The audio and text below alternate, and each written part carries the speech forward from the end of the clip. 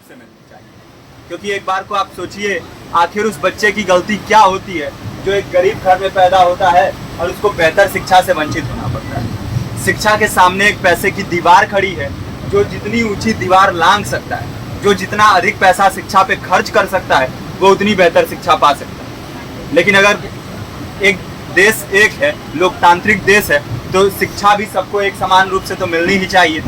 आज परिस्थिति ये है कि एक तरफ तो प्राइवेट स्कूल हैं जो लूट के अड्डे बने हुए हैं, वहाँ पे आप एडमिशन कराने जाएंगे तो सिर्फ एडमिशन के नाम पे ही आपको 10,000 20,000 रुपये देना होगा।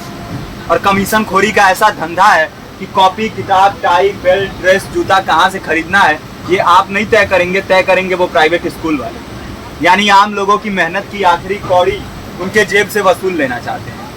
और दूसरी तरफ सरकारी स्कूलों में न तो पर्याप्त टीचर हैं, न पर्याप्त बिल्डिंगें हैं। 2019 का ही ये पुराना आंकड़ा है कि हर 100 में से 52 स्कूलों में या तो एक टीचर है या 2 टीचर हैं। और उन्हीं टीचरों के ऊपर जिम्मेदारी थोप दी जाती है कि जनगणना करो, मतगणना करो, पशु गणना करो, तमाम काम करवाए जाते हैं। और 19 के बाद से तब से कितने टीचर रिटायर हुए होंगे और 18 के बाद से कोई टीचर की वैकेंसी भी नहीं है।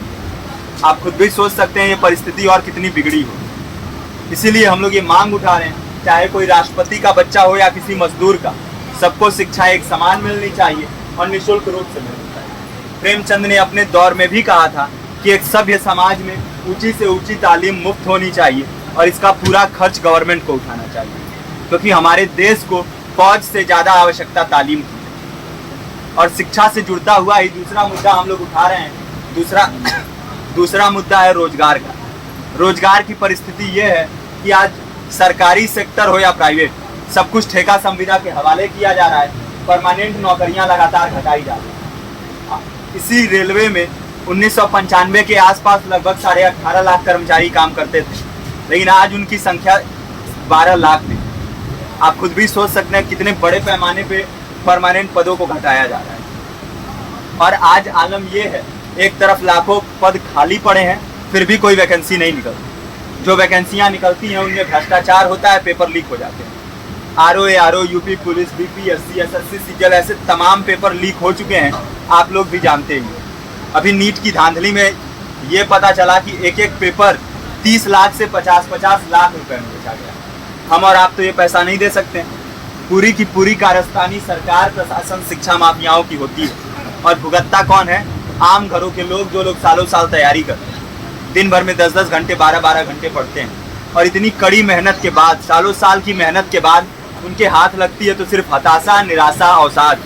बहुत से छात्र नौजवान जो इस बेबसी में, इस डिप्रेशन में नहीं जी पाते, आत्महत्या तक के कदम उठा लेते हैं। लेकिन ये देश की विडंबना है कि टीवी चैनल, अखबार, मीडिया, नेता, मंत्रियों के लिए कहीं ये कोई मुद्दा नहीं है। उनके लिए मुद्दे हैं तो जाति, धर्म, रंग, नस्ल, अगड़ा पिछड़ा। आज जब पूरी परिस्थिति इतनी भयावह है तो ये जरूरी है कि लोगों के बीच में जाया जाए, लोगों को संगठित किया जाए और एकजुट किया जाए। क्योंकि आज अगर अपने मुद्दों पर बोलेंगे नहीं तो कल को ये परिस्थिति और बिगड़ेगी। हो सकता है ले देके अपनी जिंदगी तो हम लोग काट ले जाएं, लेकिन आने वाली पीढ़ियों को क्या भविष्य देके जाएंगे, ये भी सोचने वाली बात है। हमारे साथी ने आपको पर्चा दिया है, पर्चा आप तक पहुंच गया है। पर्चे में और भी बातें हैं, इसको पूरा विस्तार से पढ़िए। पर्चे में हमारा नंबर है, संपर्क कीजिए। फेसबुक का, इंस्टाग्राम का लिंक है, आप वहाँ पे जाएंगे तो आपको पता भी चलते रहेगा कि लगातार किन किन माध्यमों से हम इस अभियान को चला रहे हैं। नुक्कड़ नाटक, संगीत, शिक्षा सहायता मंडल, लाइब्रेरी, तमाम माध्यमों से इस अभियान को चला रहे हैं और कोशिश कर रहे हैं कि बड़े से बड़े पैमाने पर हर जगह पे लोगों को संगठित किया जाए और एकजुट किया जाए। आपके बीच भी आए हैं आपका साथ और सहयोग दें। साथ इस रूप में कि आप भी हमारे इस कारवां और इस मुहिम से जुड़े